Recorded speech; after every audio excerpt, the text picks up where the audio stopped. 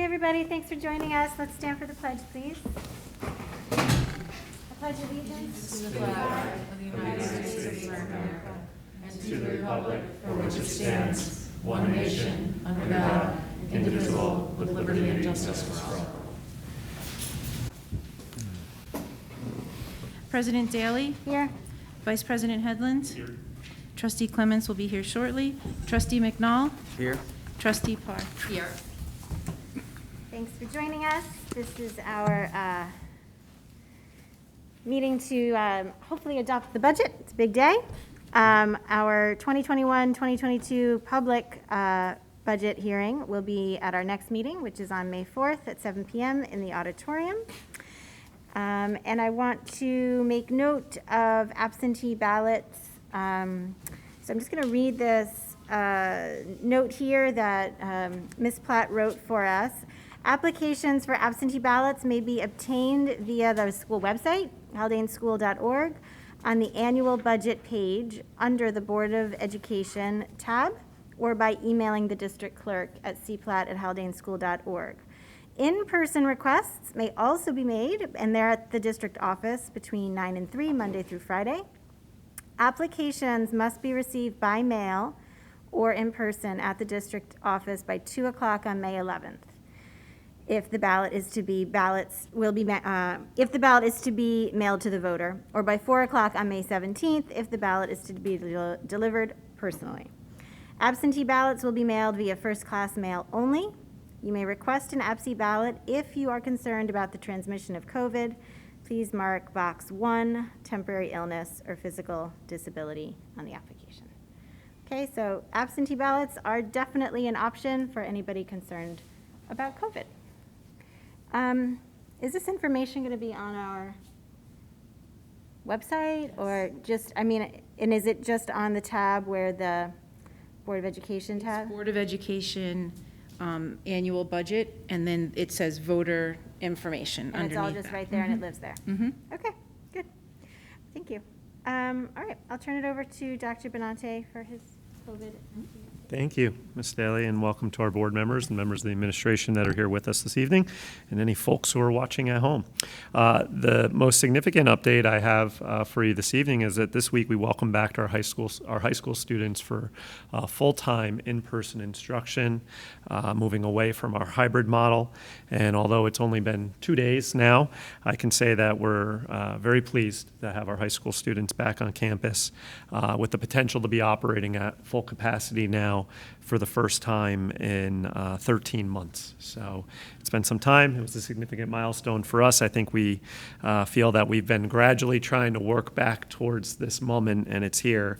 And it's been outstanding. I had the opportunity just walking through the high school yesterday, hearing a class full of high school students laughing at the remark of one of their classmates made, and forgot what that sounds like and what that feels like in our schools, and it's been wonderful.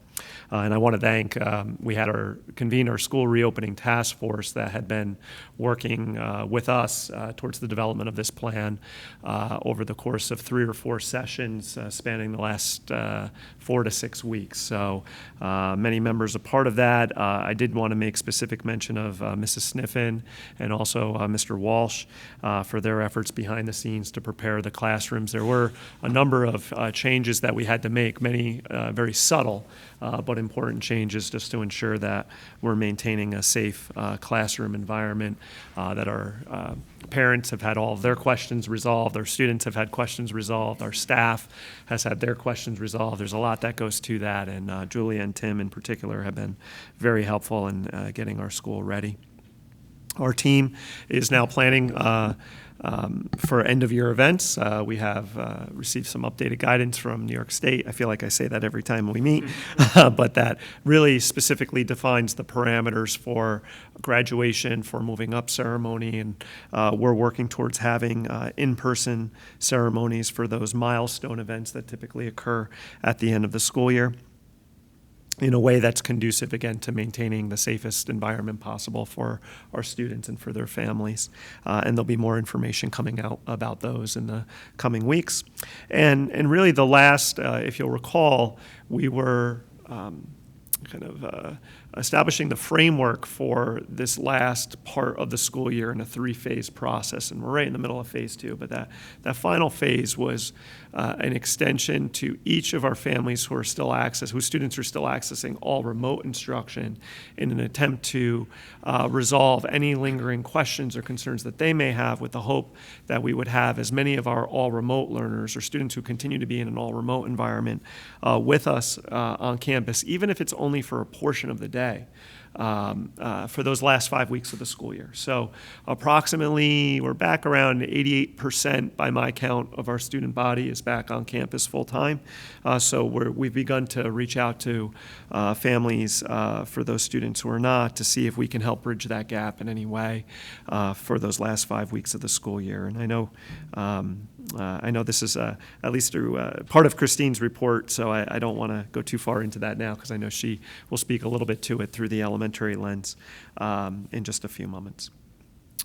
So with that, that's the end of my update on COVID for this week, unless there's any questions from our board members.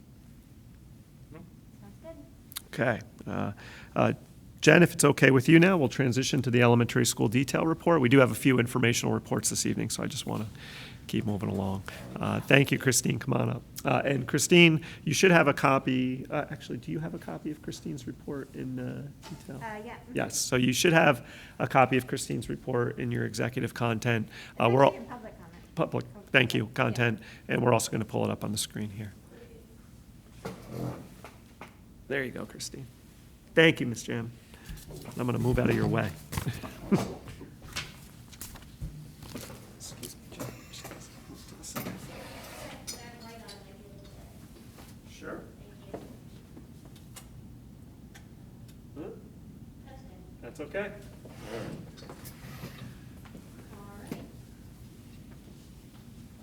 First, I'd like to say this is my first elementary school board report, Right. because last year we closed and our board meeting was canceled, so I didn't have one.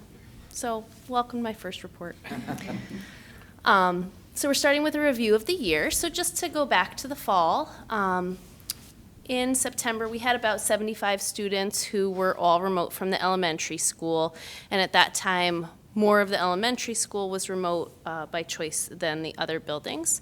Our teachers were supporting remote instruction simultaneously during their day, having students come in during the mini lesson and then going to independent work once the teacher released them, and they were joining for reading, writing, and math.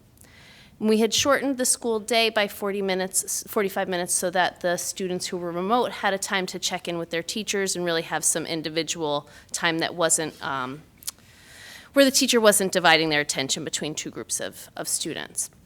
In October, we were able to hire our 2 interventionists, and they then began supporting ELA instruction for our K through 3 students and doing synchronous full instruction with the mini lesson, small group work, discussion, and facilitating that for our younger learners so that they would actually continue to grow in their ability to read. After 10 weeks, we had our first chance for students to come back to in-person, and at that point, it fluctuated. More students came back on campus than left, but we had some students that around the holidays had become uncomfortable with numbers and went to remote. Some families were feeling comfortable and coming back. We were in sort of a middle ground in that November transition time. In December, we had our first quarantines of classes, and that was our first experience with having any cases on campus. So we had made it a good period of time, but we did have some classes quarantine during our winter months. And then January, we had our next 10-week, and at that one, we definitely saw more families coming back, and we had a shift in our elementary numbers with more families coming back onto campus. We didn't have to close for any students who weren't quarantined, which was a big success and a difference compared to a lot of other places. We were able to, with our small size, really be able to get that contact tracing done and not have any closures that were the whole building just to do that. So that was a positive as we went through that time. And then here we are in the spring. Right now we only have 18 students who are remote. And over the next couple of weeks, we'll be getting down towards 15, 14, as Dr. Benante said, at this point with that small number and with the concerns that are keeping students remote being just really varying by families. Some it's waiting for a second vaccine, some it's waiting for a grandparent who lives in the home to be vaccinated or who might be visiting temporarily. There really are different concerns in each of those 18 families. So there are really individual plans. So I have one student coming back, technically Monday was our first day, but I have one student coming back on Thursday, and then I have 2 more trialing some portions of their day starting next week. So over the next 5 weeks in that phase 2 into 3, I anticipate we'll be getting down to a handful of students who are home, and for those families, there's either just a health concern or an individual circumstance that is keeping them from feeling like they can return to campus right now. But the individual plans are really where we're at for that. And if we do have all of those anticipated students come back, we'll have a couple of classrooms that may need to go under 6 feet, where 17 students might fit with 6-foot distancing, and we have an 18th student, and so one row of the room might need to hit a smaller, or we might have, like, if you've been in our elementary rooms, so some of those rooms have like little strange shapes where one student might end up within that 6 feet, and I'm working with Mr. Walsh to make sure those rooms are addressed, and if they do go below 6 feet, we'll follow the same procedures as the high school. We'd have a HEPA filter, all of that, but we'll keep as much of the room at 6 feet as possible, so it might just be a couple of students that end up closer. And we're planning for the end of year events and next year. So similar to the middle school and high school reports, we wanted to give you a review of where our student data has been this year. We administered the MAPS assessment in the fall and then again in the winter. At the elementary school, we administer it 3 times a year to all students, not just students who are in AIS, it's every student takes the MAPS. We did, based on some students that struggled with remote testing in the fall, we did make a couple of exceptions for that for families where if their students were still remote, it just didn't make sense and we were getting different information. And the purpose of the assessments is to get good data on students, not to put students or families through an ordeal. So, but with those few exceptions, the students all took it in the fall and the winter. We've always used the MAPS to triangulate with the state testing data and classroom data to determine whether a student needs AIS or any academic interventions in the classroom or through our pull-out services. And we did see learning loss for some of our students based on the closures and the difference in how learning was being done during COVID and as we returned in the fall. And with that, like with the middle and the high school, math was more impacted than the ELA was. But one thing that I wanted to highlight differently so that you're not hearing the same report on MAPS 3 times in a row was just to show you another report that NWA released this year that gave us another way to look at data. There are pros and cons to this report, like with all of our reports, so I'll talk through a recovery report that NWA released that we were able to use to look at our students over the year.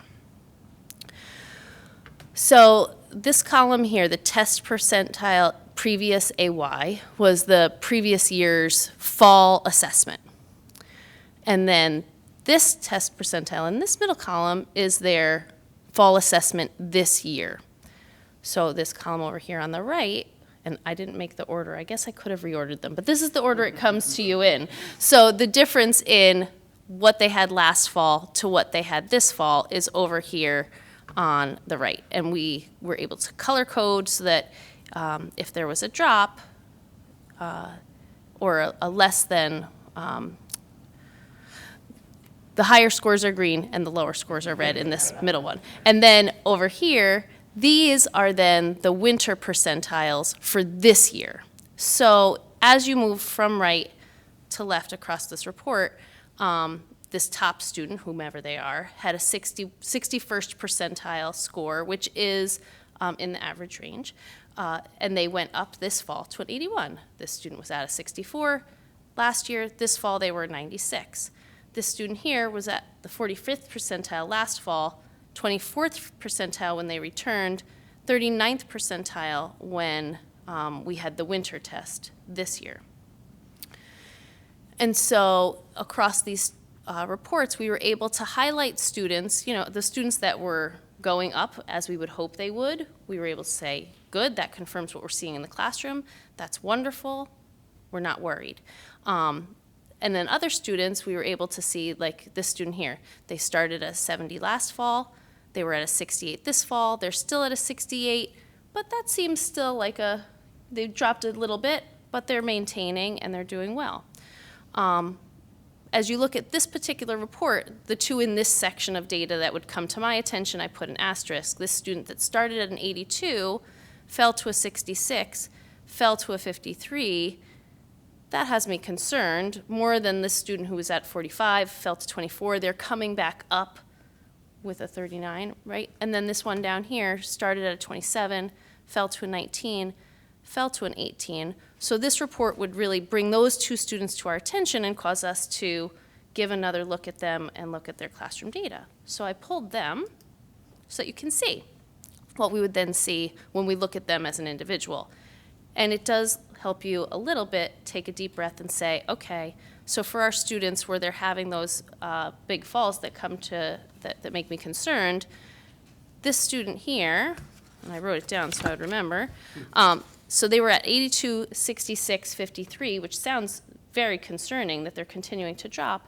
But then when you look at them individually, not that we aren't concerned, we want them to maintain their percentile, but we are able to see that they are growing in their RIT score. They went from a 155 to a 161 to a 167.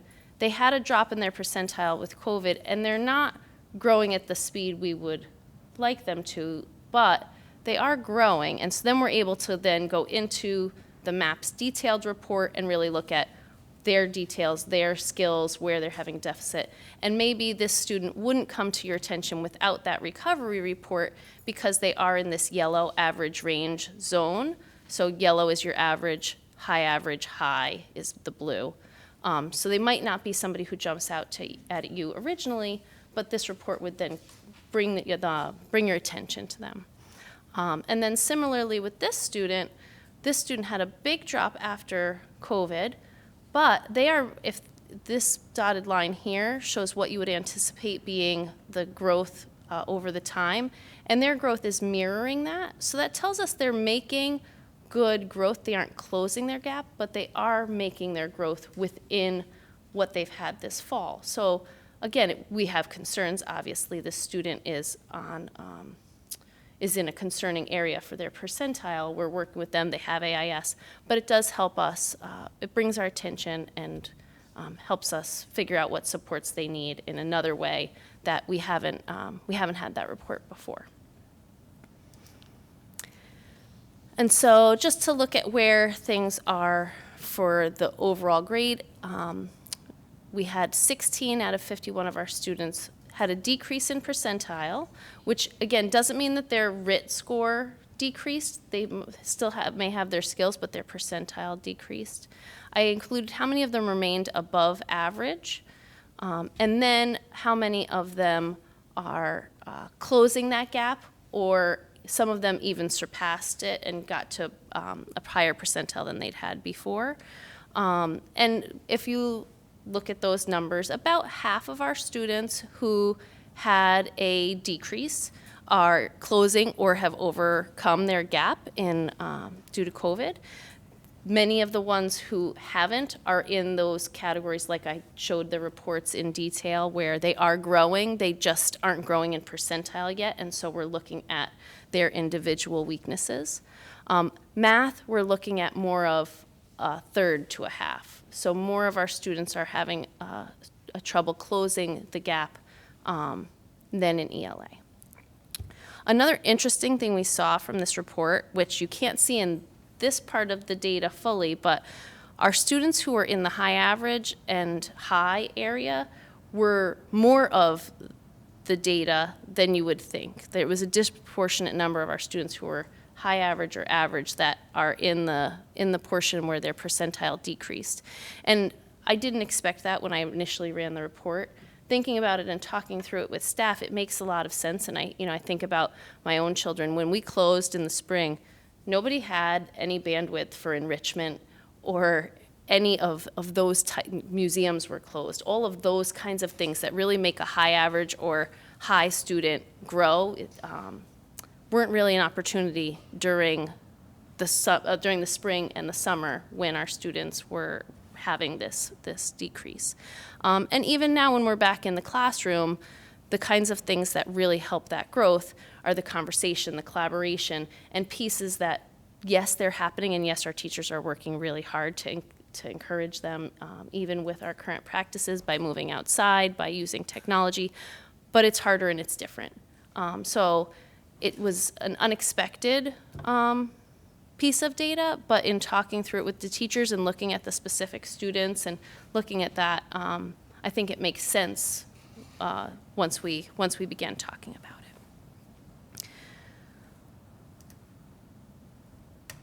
The building goals this year, we had 2 major building goals. The first was to support teachers in the delivery of instruction, given the current guidelines.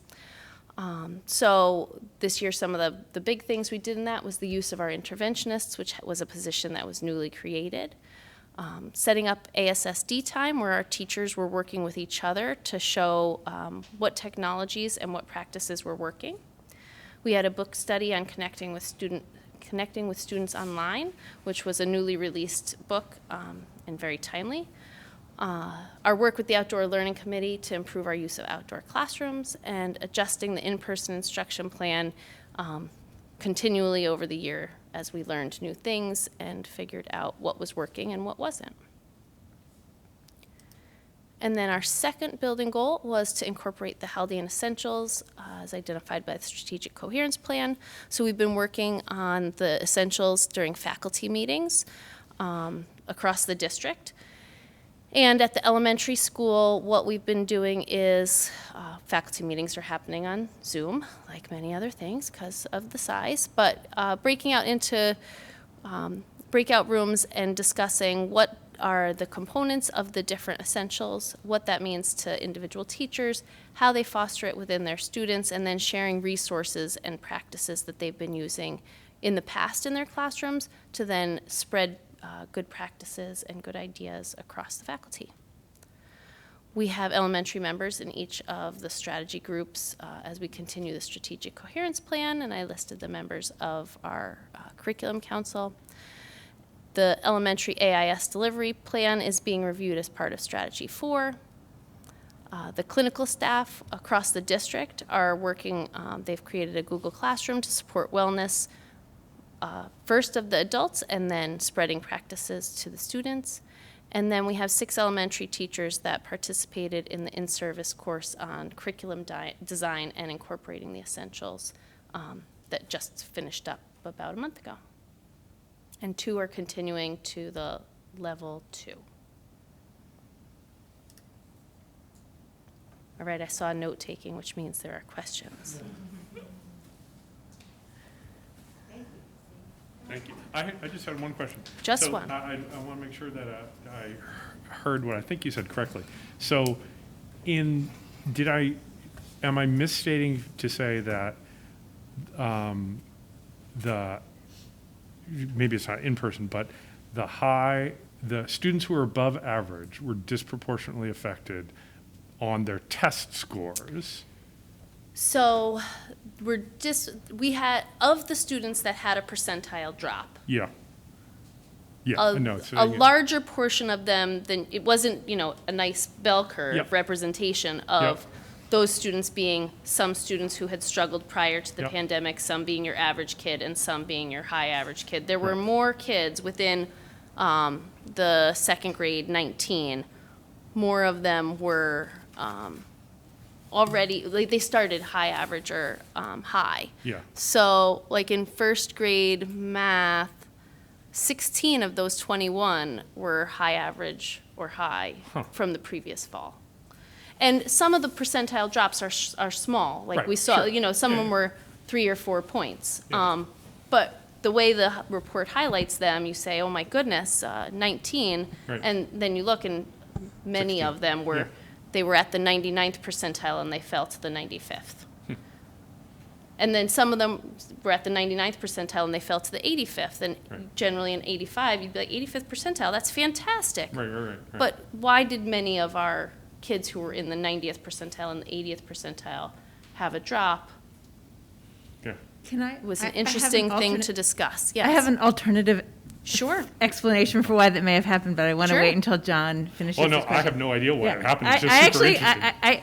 with all due respect, Yeah. and you're proposing that it's due to enhancement activities, I would suggest it's actually due to a lack of really good instruction, right? I would predict that it's the elementary school teachers are doing a really good job of differentiating instruction, and that for those students to stay at the top, it's due to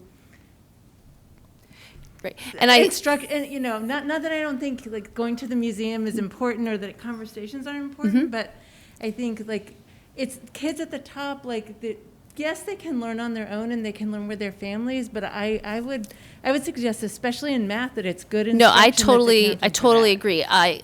Maybe I was too fast in it. Those are the things that I consider like the enrichment within the classroom when you're breaking that small that's what you group meant by off. enrichment. Yes, Yes, sorry, okay, yes. I When was you're thinking breaking of, that like, small group extra and things. they're Yes. doing Yeah, I that agree completely. differentiated activity. Yeah. But in the spring, our teachers were just learning Right. how to deliver remote instruction. So Right. they did the mini lesson and they delivered instruction, but they didn't get to the extra application Right. piece because they were in survival Yeah. mode. You And then can't. I think parents too were typically, I know with my own daughter, I'd usually read a lot more, but in the spring, those activities that might have been the supplemental things you do at home, and then over the summer, and then camps and all of that might have helped them maintain it. I think it's a snowball of the instruction in the classroom in the spring was no fault to I think our teachers were doing an amazing job, No, but I agree. I agree you didn't get to completely, those. I think it's also harder to Collaborative see. projects, You can't walk around the classroom and see that, okay, you're already done. Here, try this. Right, right. And let me go over Absolutely. here. And like you can. Yeah, and I wasn't trying to be disagreeable. Oh, I no. was actually really wanting to just to demonstrate what a Yeah. good job I think the teachers probably oftentimes do. Yeah. Yeah, No, I that's agree, and I think it all comes together to have been a lot of stuff that just couldn't happen for children in the spring and the summer through no fault of families, through no fault of teachers. Everybody was just in survival mode. It was a global pandemic, which is why we all anticipated that Right. there would be drops. I just thought it would be more evenly spread, and then it It's didn't seem to be. super. Like someone's going to do a PhD on all this. Many PhDs on all of this. But thank you very much. Someone else. Someone else. Exactly. Thank you. Any other Any other questions for Nope. Ms. Jamin? Thank you so much. It was great. Dr. Benante, are you about to present our budget to us? I am, one more One time. more time? Do it. That's okay, I'm going to actually come up the podium as well so I can see the screen.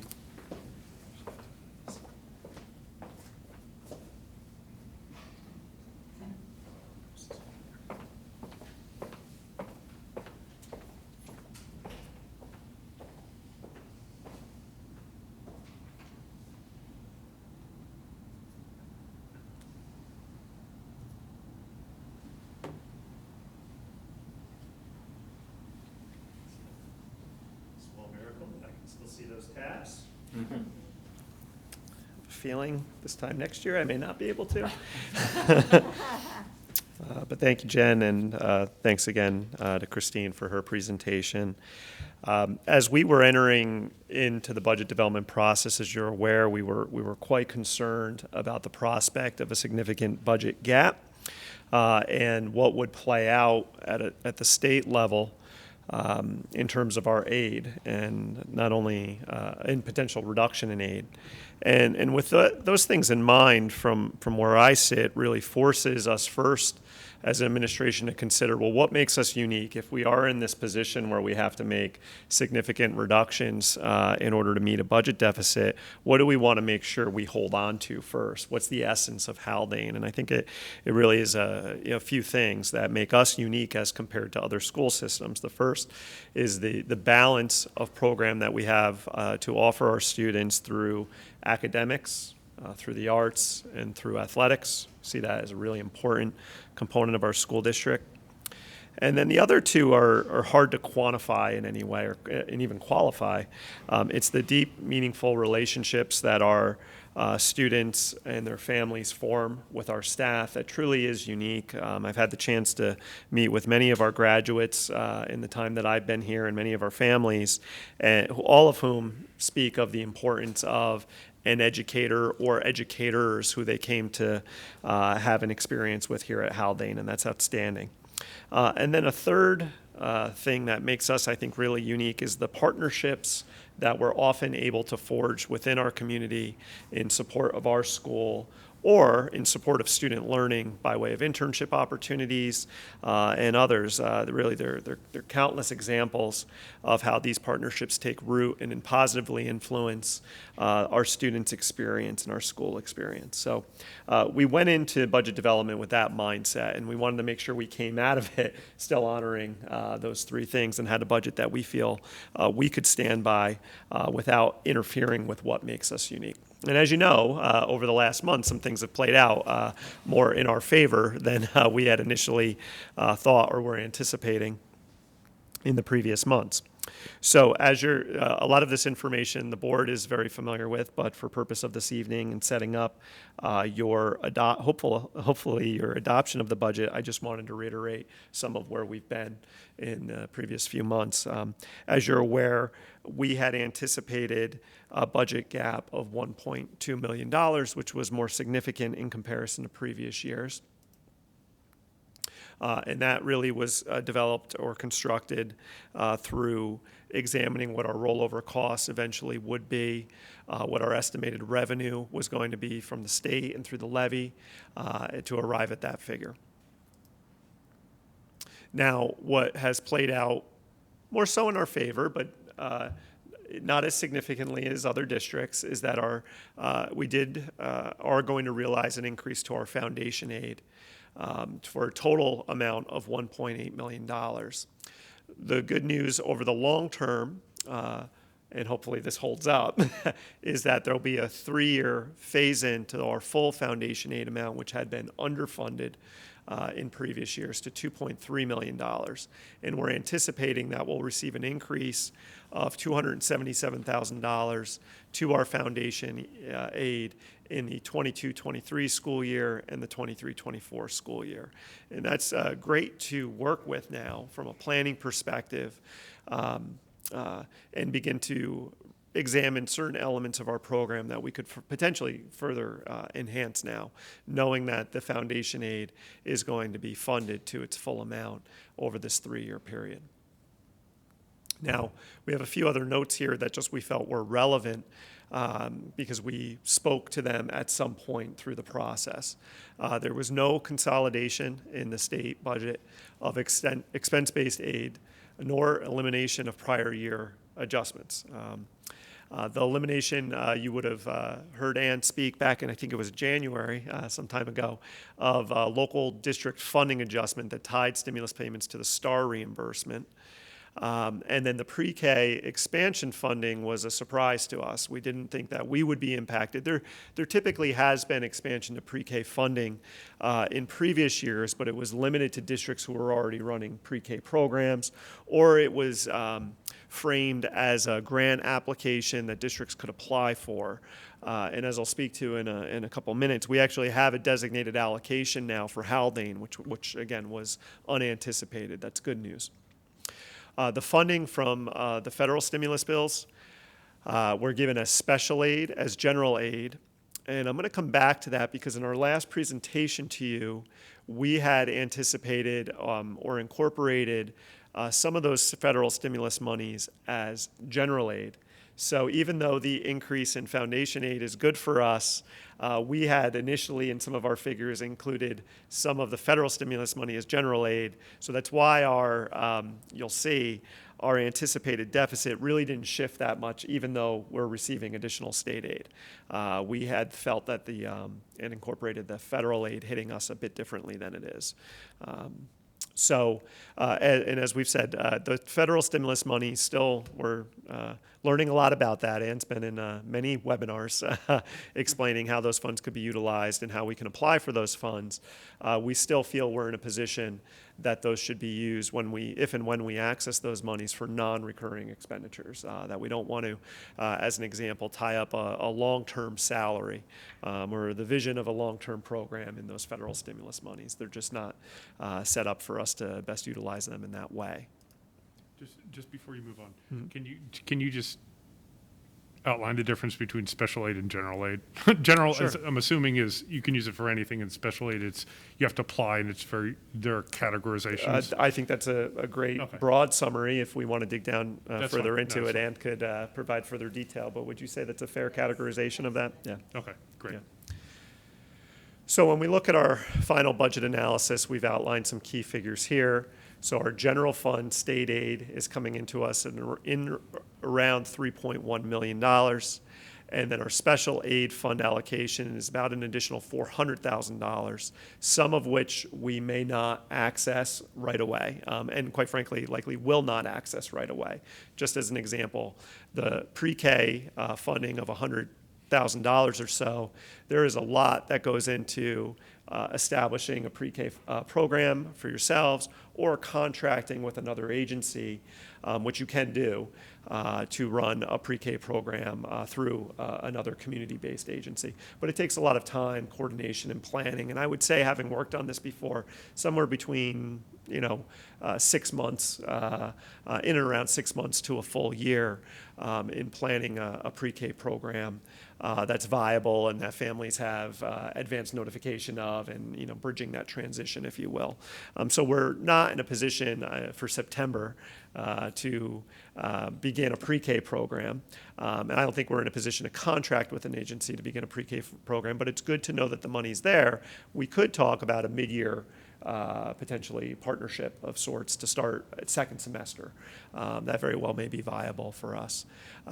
Certainly the level of funding, as you're well aware, to have a program in-house for $113,000, our costs would exceed $113,000 just for a teacher and aide. There's usually some facilities upgrades that are required when we get into bathrooms and whatnot for pre-K. So it's good news. It's potentially something we can begin to plan for the future. But a demonstration of how those special aid allocations often come with some restrictions, come with the need for advanced planning, and may not be funds that we will access right away, but that we're beginning to plan for. The CRRSA funds and the ARP funds are the federal stimulus monies. Again, one of these we would have included in the general fund. So that's, again, where I'm speaking to now, obviously, that being offset by the increase in foundation aid. And we're going to continue to think about how we can access those funds in our planning for next school year and for beyond. We likely will have up to 3 years to access those monies and utilize them in a way that we feel is appropriate for our students and for our school community. So this is an overview of our revenue summary. You're most familiar with the levy. The levy hasn't changed. That's been the one constant figure in this, levying an anticipated levy increase of 1.8% if we were to go to the levy limit. You'll see now the increase on state aid. Other revenue, as we continue to work with these numbers, is staying relatively consistent, as well as fund balance. The use of reserves we've increased. We spoke of that at our last meeting, bringing our budget total proposed for next year to $25.9 million, which would reflect a 2.7 budget-to-budget increase. And just to tie the previous page to this page, so at the moment, you're taking the 408 special, which is the pre-K, the CRR, and the AR out of the equation. Correct. Okay, great, good. Yeah, still a little too early. We'll certainly be talking about the use of those funds in the future. Sure, yeah. It's just not lining up in a way where Yeah, and we have a plan established for how we're going to access those funds in the short term. As you're noting as well through some of the principal reports, while Christine certainly went into an additional layer of academic progress, I think by way of our schools largely being, one, starting on time for in-person learning and remote learning, and having a relatively good, strong plan in place for remote learning in September through, we haven't seen as significant an impact in learning loss as other districts may have who struggled to open or who struggled to put appropriate supports in place for all remote learners or for in-person learners in the fall and through the school year. So I don't see that as accessing that funding in the immediate future as much of a compelling need as other districts may who are looking to put programs in place this summer. So that's just my a little more detail on that. So with these adjusted figures, our updated deficit still falling around what we had anticipated, $900,000. As you're familiar, we tried to approach this through several different categories or areas, making sure that we did not leave any stone unturned with the potential to access additional revenue or to make critical decisions of making reductions in staffing where we felt we could still honor, again, what makes us unique as a learning community. And this list you should be familiar with. We've presented this over the course of the last month with the different reductions we feel we can make while offsetting the budget deficit.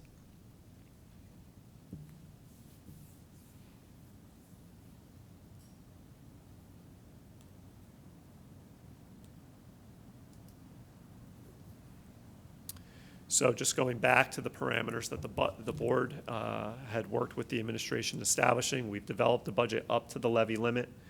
We still feel that the work associated with the coherence planning process, which we'll be reporting to you on in the coming months, that we are in a position to continue to meet our strategic objectives and that we're maintaining all existing programs for students. There are impacts on staffing in this budget recommendation, but we do not feel that there's impact in the quality and in the scope of programs that our students have been, that have the ability to access here at Haldane.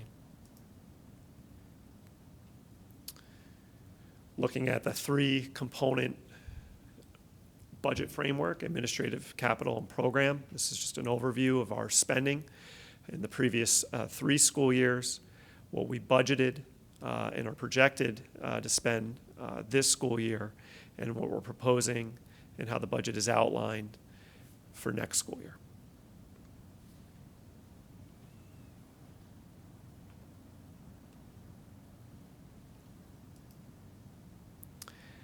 Lastly, as you're aware, we always are in a position to replace a vehicle as part of our second or an additional proposition. We're going to continue to do that. This helps us maintain our fleet. These are budget neutral propositions in that as we're bringing new vehicles on, we're paying off the existing debt on a vehicle that we're taking off the road. That's why we say it's budget neutral. This just helps our fleet in good working order. And we do have an additional proposition on for our 1 school bus and 2 minivans for this budget vote. The tax impact is outlined here depending on your home market value. I've tended to hone in on the home market value of $500,000 just as a figure that's falling relatively in the middle on that chart. So if your home market value is $500,000, this budget would equate to a $160 increase on your school taxes. It's about $14 a month, $3 a week, less than 50 cents a day. We feel it's a pretty good deal considering what we have to offer here. So just to bring it full circle, we talked about what makes Haldane unique at the beginning of the presentation. We feel that this budget recommendation honors our student opportunities across academics, athletics, and the arts, our close relationship that our students and families enjoy with our staff, and our continued partnership with the broader Haldane community. With that, I'll step away, and we can talk a little more if needed. I know we've talked a lot about this, but we feel good, we feel good about where we are as it relates to where we thought we were going to be or what road we may be heading down just a few months ago. We thank you for your participation in this process. We know it's been a unique one as compared to previous years. So I'll step away, and if Ann needs to, she can step up to the mic and we can answer a few questions. Dr. Benante, the special aid funding, that's a one-time funding, right? It's not like they're going to keep giving the money every year, or? Well, with the extension of UPK, now that we have an allocation, we would expect that to be an allocation that we have each year. As sometimes happens with the state budget, the state could, through the budget development process, decide to make reductions to UPK, no different than our foundation aid funding has been not funded to the full amount. So we could see adjustments made in upcoming years, but I would say that's not the tone right now at the state level. In addition to that, though, the federal funds are one-time funds that can be used over multiple years. So we don't have to use them all within the context of one school year. Just as an example, we can decide to use $50,000. We could access $25,000 of it next year for a particular program or support that we want to put in place, and then we'll have a remaining balance, obviously, that will carry forward into each year. We don't have to access any of it. And in some districts, this came up about 10 years ago with Race to the Top, where some of times what comes with the money is not worth what you're spending the money on, although there wasn't a lot of flexibility with that. So we'll have some decisions to make to ensure that we're using the money appropriately. Thank you. But to answer your question, yes, generally one-time funds. Yeah. We've been living with this for a while. We have. Any additional questions for Dr. Benante or Ann? No. Yeah. My only, but just from last time to this time, basically what happened is more state revenue swaps out some federal aid out of general into special. Correct. And we no longer have what are we going to do with Plan B or Plan C? Correct. Okay, got it. So the adoption is on our agenda later in the evening. But at this moment, I think we can just thank Ann Dinio and Dr. Benante profusely for their work. I think every budget season's challenging. I feel like we always say that, okay, this year's challenging. But this year was super challenging. And you guys have done an incredible job at managing the continually changing information and managing a tough financial picture in the best way possible, and we thank you for that. Is there any communication from the public? Okay, we're going into information reports. I'm sure our student advisor is doing something important, like at a play or on the lacrosse field or something. So we will turn it over to Ms. Jamin, our elementary school principal.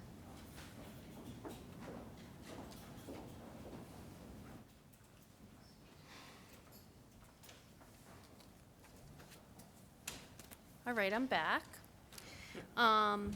So I'm not going to talk about a bunch of the things in the report because they were already in the other report. But I am going to mention that we have restarted our examination of our math curriculum resources. So we've been using the Engage New York along with Eureka resources for our math curriculum support. And before I started, they started to look at that and examine what were the pros and cons of the resources that we were getting, and to just start to discuss what people were seeing within the classroom and how our students were doing with it. That process stopped a bit for a little while. We started it again last January, and we had met to look at supplemental resources and manipulatives that might help our students with development of their number sense. And then we got that discussion going, and then we closed. And so we have restarted it, which right now is really in the very beginning stages of just setting what our district lens is for this process and what our priorities are, and saying, this is what we are getting from our current resource, this is what we would want from a resource, is there anything that does any of that better? And we are asking those questions. So we're in that prepare stage, and I'll keep you updated as we move to other stages. Any questions about that? All right. Thank you. Dr. Silky. Good evening, everyone. So I just want to reiterate that we are so fortunate at Haldane to have been 5 days a week, full in-person instruction since the beginning. And as I stated in my board report, we hear in the news about this being a lost year for students, but this was not a lost year for Haldane students. And just to highlight a few of the projects in honor of the fact that we just moved into our fourth quarter of the year for our Haldane middle school students by grade, Dr. Michael Thorpe, who was a 2008 graduate from Haldane, came to visit the sixth grade team, and Mrs. Sniffen set up to have Dr. Thorpe come to visit. And it was so fun to, this was a virtual visit, it was so fun to see the kids on the edge of their seat listening to Dr. Thorpe talk about and describe his work as a Mars sample return scientist and the questions that they asked. And they had a zillion questions for him. And it was a really good conversation, and I'm sure that there were many young hearts and minds that were inspired and that will go into science, perhaps remembering Dr. Thorpe's visit. At the seventh grade level, the Young Authors Colloquium that we had hoped would happen this year was canceled because of the pandemic. The high school colloquium is still going on, but the middle school colloquium was canceled. But Ms. PC is still moving forward with the This I Believe project, which allows seventh grade students to publish a compendium of works, of essays. And as part of that, Kathy Curto, who is an author and a professor, comes and works with our students. So she's going to come virtually. So that will still happen despite the pandemic. And I had the pleasure of looking at the end products of one of our eighth grade social studies projects. Our students were studying the New Deal and were put to the problem of coming up with a New Deal for the problems of this day and age, and proposing a series of programs, public work projects, and financial reforms to address an issue of their choice. And they really had some very clever projects. And I'm looking very carefully at the eighth grade projects because New York State is working to unveil a seal of civic readiness. And an eighth grade's capstone project will count toward the points for their portfolio to have that seal when they graduate high school. So our kids are really doing a lot of interesting work. So thank you. Awesome. Thank you. Ms. Sniffen.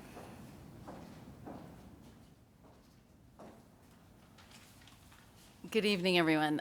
There is so much going on in the high school right now that to even think and try to get things on one piece of paper was difficult for this board report. But in reflecting on what Dr. Benante was saying about the goals of the budget and talking about academic, athletics, and the arts, and I was saying, what am I going to highlight today? I just think it's important to kind of recognize some of the things that are going on right now that we're very grateful, hopefully will continue for years to come. But academically, obviously, over the last couple days, we even have more students coming back in, and my initial projection was 89%, and we're now at 91%. So, when there's only one or two students at home on that screen, and they realize there's only one or two at home, slowly they say, can I come back in? So Tim Walsh has been phenomenal. I'm like, I need one more desk in that room. Can we see how we can make that work? So academically, the kids want to be in person, and I think that's an awesome thing. Our teachers still are navigating, though, the student one or two at home and the students in the room. And I think navigating that, we have to recognize the amount of work that the teachers are still putting into trying to make sure equal, time is given to the students at home and the students in the room, and navigating that. So academically, things are moving along, and I just want to thank the teachers for that. As we talk about extracurricular or activities that are going on, we recognize that only 50% of our students have been in the building on any one given day. And it was really important for us to bring our student body together as grade levels, to reconnect, to have those retreats where they are building relationships again, teamwork, and working together. So this Friday, our seniors are going up to Sharp Reservation.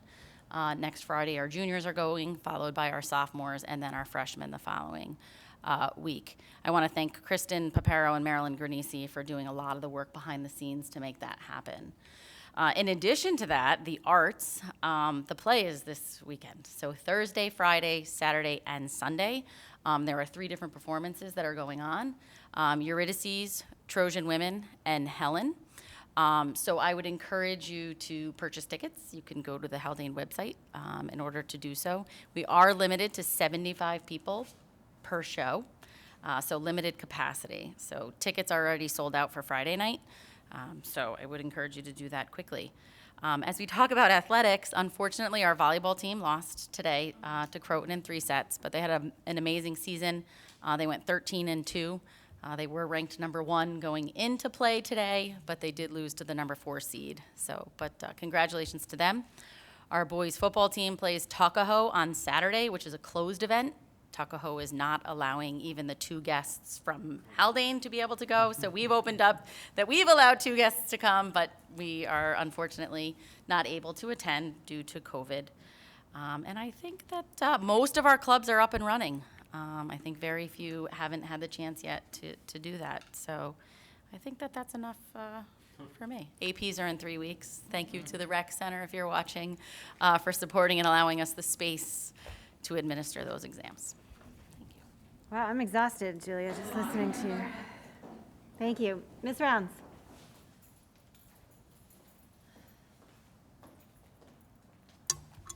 Okay, good evening. I wanted to share tonight that April is Occupational Therapy Awareness Month. So that prompted me to share with the board what exactly our occupational therapist does here at Haldane. So I started with, what is it? If your child doesn't receive occupational therapy, you may not know the work of an occupational therapist in a school. And Mercedes Burke, our occupational therapist, gave me a definition that occupational therapy is a treatment that helps an individual's developmental or physical skills that will aid in daily living. It focuses on the use of hands, fingers, coordination of movement, and self-help skills. And they design and adapt materials, equipment, and the environment in order to aid people with those skills. So in school, OT, of course, focuses on how our children can access the environment around them, the school tools around them, in order to be successful in the classroom. So Mrs. Burke works individually with students, and she also consults with our teachers. She's an active member on our child study team, and she works with students on fine motor skills, coordination, strength, as well as sensory processing skills. So just to give you an example, if you were to come into the building and see Mercedes working, you would see her in that sensory hallway the beautiful sensory hallway that was built, and you would see her working with children in a really fun, cool way. You would see her having the students do crab walks. You would see them doing a bear walk.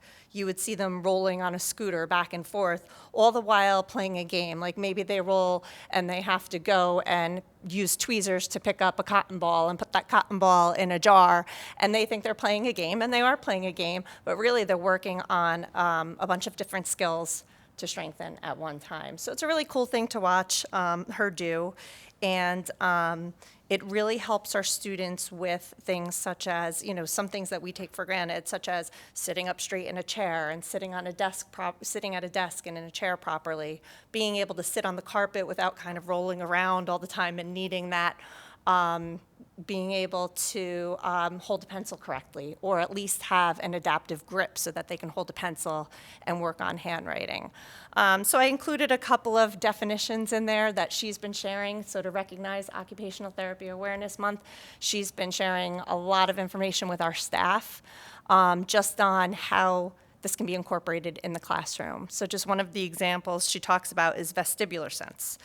This is the sensory system that enables equilibrium and balance as a result of coordination of movement with spatial orientation. So, some of the strategies she's shared are to do gentle stretches of the neck and back in the classroom, slow rocking in a rocking chair or a therapy ball or a therapy cushion, and we do have these tools in school, and she shares them with our teachers and brings them into the classroom, and students trial them, and they have a lot of fun with them, and of course certain yoga poses. So I just wanted to highlight her, her expertise and the work that she does with our students this month. Okay, thank you. Mr. Walsh. Jen, as Tim's coming up to the microphone, I did ask Tim to provide more of an extended overview, I should say a high-level overview of where we are with the 2019 capital referendum. Great. Tim has prepared just an overview of each phase of the project that's included as a file attachment in his report, if you'd like to reference that. And Tim, I just wanted to set you up before you came down. And Peggy, if you don't have that, I have a copy here if you want to reference it. So thank you, Dr. Benante. My monthly report did focus heavily on a lot of the work that took place over spring break, which was fairly significant, but this is the opportunity to review high level the capital bond, since it's been a while since we've done so. So as Dr. Benante mentioned, we did break the capital bond down to several phases, and those phases wrap around significant work that's to take place, and we do have some ancillary projects that are also line items in here that we can handle in-house, whether through state contract or bidding out through the district. So phase one, the majority of that work took place last year, over last summer. There was a site improvement work, which was all the paving work, cafeteria floor replacement, cafeteria equipment. One of the line items, which was elementary school window replacement, did not take place last summer. If you recall, that work came in over budget. We rejected bids, rebid it, which worked in our favor as it came back to within our budget line items. And that work is to take place over this summer. It's awarded to Arrow Steel Windows, and windows are expected to be on site in June, so we can move forward with that work. Phase two is the electrical mechanical upgrades. That includes, electrical panel replacement or relocation, water heater replacement, air handlers, and air conditioning in certain locations, as well as cameras and access control. In my monthly report, it references technical review at the state was approved. In the past couple of days, we did get final approval from the state, so we'll be getting those building permits shortly. And in speaking with Fuller and D'Angelo, we're putting that work out to bid starting Monday. So Monday, we'll put that project out to bid. The walkthrough will be May 4th, with bids expected to be received May 25th. So hopefully if that comes in within budget, we can award that hopefully for work to take place over this summer. Last month, there was some still questions if that was going to happen. On that phase two, I'm going to break out and make a phase three, which is not referenced in this. But phase three, we're going to create, which is the next group of work, which is the work in the district office and Mabel Merritt building. That work is currently in design now, so that will go up to state independently. Fuller and D'Angelo is working on that design, and hopefully we can get that, completed over the summer up to the state, hopefully for bidding out for work next summer. So I asked Fuller and D'Angelo to make sure that anything that needs to go up to the state for review will be completed in that project. So that's the last submission to the state that we would have to take place. And the hope is if that work takes place over next summer, that would kind of be the completion of this capital bond. And we'd finish that through completion. A couple other in-house items, painting and bathroom renovations. Bathroom renovations are complete. Painting is scheduled to take place this summer. Bus lift repair was completed. DO swipe card. Those are some of those one-off projects that we'll handle. So a couple just quick notes on it. We're working with Ann on the funding. The board will see that bond anticipation note to fund the balance of the project. And also, this is just a note that if this electrical mechanical project comes in under budget, gets awarded, we'd have upwards of about $1.2 million of work to take, contracted capital work to take place over the summer. So that's a fairly significant amount, and we'll look forward. Hopefully that'll get awarded and approved, and we'll move forward. So that's I have, unless there's any questions. No. Okay, thank you.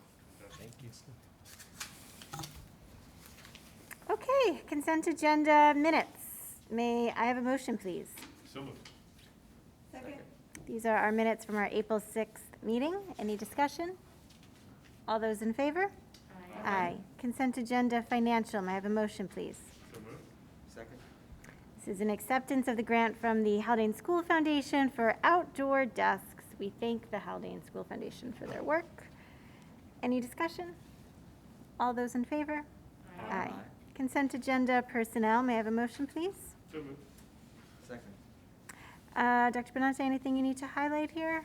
Just wanted to mention that one of the personnel items is an approval of an SMOA for a retirement incentive for our teaching assistants. And I want to circle back to the budget presentation. As you noted, I would have noted that we had anticipated making a reduction of 2 teaching assistants in next year's budget. So from where, as we see it, this agreement at least provides the opportunity and incentive, if there were any TA who's eligible for retirement, to consider doing so. It is not needed financially to balance our budget as much as this is an extension, I think, our best effort to try to avoid any potential layoff scenario that we may encounter in the budget. So I just wanted to mention that, and if the board has any questions, I can answer them. Thank you. Any discussion? All those in favor? Aye. Unfinished business, our trustee candidate petition deadline has come and gone. So it was as of April 19th. We have 2 seats up for election, and we have received applications from 3 candidates, Mr. John Headland, Mr. Mark Daisley, and Ms. Maggie Valentine. So we thank those 3 people for raising their hand to say they want to be part of this this work that we do. And we will stay, we'll keep everybody tuned in to what happens next. I'm sure there'll be a candidate forum and things like that to alert everybody to. Okay, so CSE, CPSE recommendations. Ms. Platt. Be it resolved that, upon the recommendation of the Superintendent of Schools, the Board of Education hereby approves the recommendations of the Committees on Special Education and Preschool Special Education as presented. May I have a motion, please? So moved. Second. Any discussion? All those in favor? Aye. Our approval to adopt the budget. I will turn it to Ms. Platt and remind all of us that this is a roll call vote. Be it resolved that, upon the recommendation of the Superintendent of Schools, the Board of Education hereby approves the proposed Haldane School District budget for 2021-2022 in the amount of $25,951,834, as indicated in Proposition 1, to be presented to voters of the Haldane Central School District at the annual district meeting on Tuesday, May 18th, 2021. May I have a motion, please? So moved. Second. Any further discussion? President Daly? Yes. Vice President Headland? Yes. Trustee Clements? Yes? Trustee McNall? Yes. Trustee Parr? Yes. Yay. Budget is adopted. We got there. Okay, property tax report card. Ms. Platt. Be it resolved that, upon the recommendation of the Superintendent of Schools, the Board of Education hereby approves the attached property tax report card for 2021, prepared by Ms. Ann Dinio, Business Manager. May I have a motion, please? So moved. Second. Any discussion? All those in, oh, Sorry, I just have a quick question. I was reading, do we have to note whether there's planned use of the funds? This is the first time I've seen that on the property tax. That on some line items, it says there's a planned use of, no planned use for this particular, on the reserves. I'm sorry, I wasn't clear in my question. I don't remember that. Yes. Yeah, we've done it. Okay, I'll state the question again. So we normally have to state whether we're planning to use it. Yes. Yes. Okay, all right. If there's something that we know Okay. is on the horizon. Okay. Obviously, if something else comes up during the year, Sure. that we couldn't anticipate. But if we do, and you'll see that there's something there for the capital repair reserve. That's something that just recently Mr. Walsh and I have been discussing, and you'll be seeing that in the future, some more details on that. Okay. Thank you very much. You're welcome. Thank you, Ann. Okay, any further discussion? All those in favor? Aye. Okay, the PNW BOCES budget, I'll turn it to Ms. Platt and remind us that this, I believe, is also a roll call vote. Okay. Be it resolved that, upon the recommendation of the Superintendent of Schools, the Board of Education hereby approves the following resolution. Whereas the Board of Cooperative Educational Services of Putnam, Northern Westchester County, thereafter BOCES, has proposed its tentative administrative budget for the 2021-2022 school year. Now therefore be it resolved that the BOCES tentative administrative budget for the 2021-2022 school year in the amount of $9,866,988 be and hereby is approved by the board. May I have a motion, please? So moved. Second. Any discussion? President Daly? Yes? Vice President Headland? Yes. Trustee Clements? Yes. Trustee McNall? Yes. Trustee Parr? Yes. Thank you.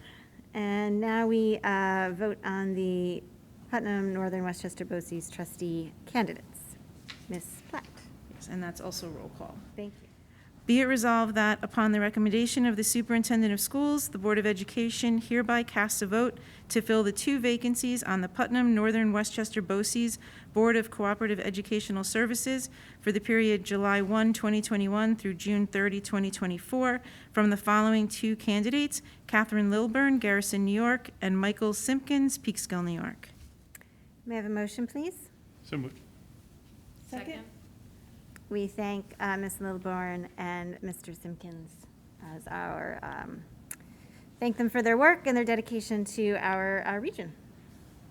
President Daly? Yes. Vice President Headland? Yes. Trustee Clements? Yes. Trustee McNall? Yes. And Trustee Parr? Yes. Okay, election personnel. Ms. Platt? Be it resolved that, upon the recommendation of the Superintendent of Schools, the Board of Education hereby approves the resolution to appoint election personnel for the annual district meeting on May 18th, 2021. May I have a motion, please? So moved. Second. Any discussion? All those in favor? Aye. Aye. Okay, Superintendent Evaluation. I'm turning this over to Peggy to just review our timeline. Right. So it's pretty much what I laid out last week, but I now actually have it on paper. I sent it to Phil. I'll share it to everybody else. But it's basically just shifting things back a week. So I can't remember, did you say the May 4th, the Tuesday, or May 5th that you wanted to get The your? Tuesday. So Tuesday, May 4th. I was thinking 2 weeks Yeah, later. Yeah, right? yep. 'Cause it was- So yes, Phil will have his materials to us on May 4th, the night of the annual meeting, which we usually start late anyway. I think we can do an exec session. The idea being that we'll have all completed our own versions of these, come together. Anticipating that there's not going to be anything pressing for us to speak with Dr. Benante about before we finalize the written evaluation. The plan is, we'll still have a conversation, but I don't anticipate we'll need to have a conversation before we finalize that evaluation and then get it to him, get it to you on the 31st so that it can be signed by June 1st. And then the night of June 1st, we'd have an exec session to do our typical debrief and conversation. I guess if something were to arise unexpected and we thought we needed to talk to you, we would handle that. But I'm not expecting that. So yeah. And you'll get that timeline to everybody? Yes. Yes. Yeah. Thank you so much. Thank you, Peggy. Is there any communication from the public? Okay, board committee reports. This will be brief, I think. Peggy, do we have anything to share about our policy committee report? No, except I don't know if I've publicly thanked Megan for continuing to keep the policy committee up to date about what information's coming through. We're anticipating that when we get the next draft manual, that all the changes, the recommended changes are already going to be incorporated in that, but Megan has done really fantastic. Megan Shields, executive assistant to Dr. Benante, has done, I guess superintendent's I don't know her exact title, but anyway. Confidential secretary. Confidential secretary to the superintendent, has done really, a really nice job of doing, of keeping track of everything that's coming through, and I wanted to thank her for that. Peggy, if I may, just on that note, Yep. Megan was reaching out because we were expected to Becky, get by it this now, month. I know, it's at the end of So April. she was reaching out this week to Right. get a status Right. update on that. In a worst case scenario, I mean, I do hope we get it soon. It's unfortunate it takes such a long time, Yes. but we could do work on it over the summer, so. Yeah. We might just maybe need to have, I don't know, we'll see. Yeah. We'll cross that bridge when we get to it. Yeah. I won't be hypothesizing. I don't really have much of a Westchester Putnam update. Everybody's very happy with the advocacy that they did and the results at the state budget.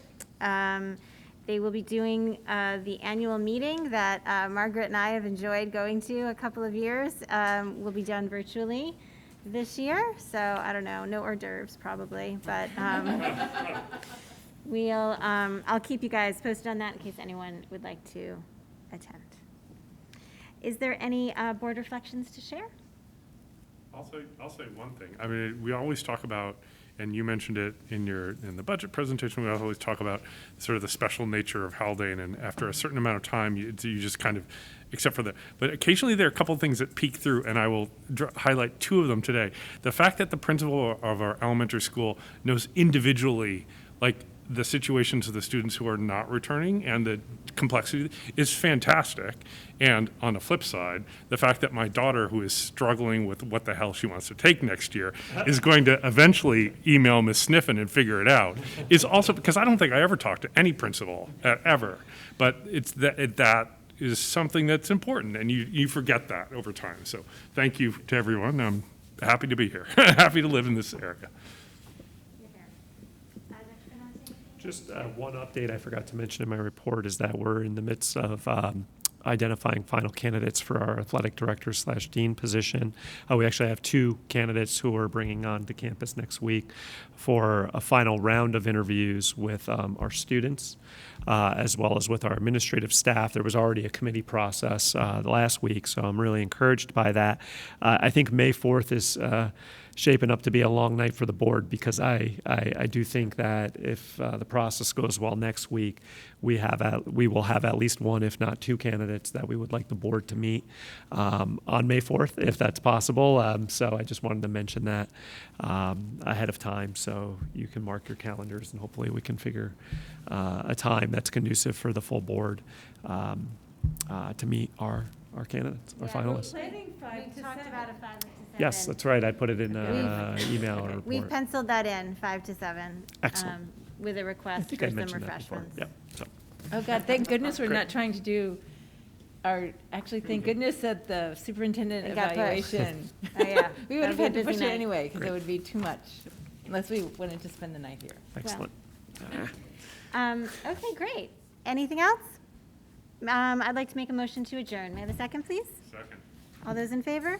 Aye. Aye. Thank you. Thank you. Thank you.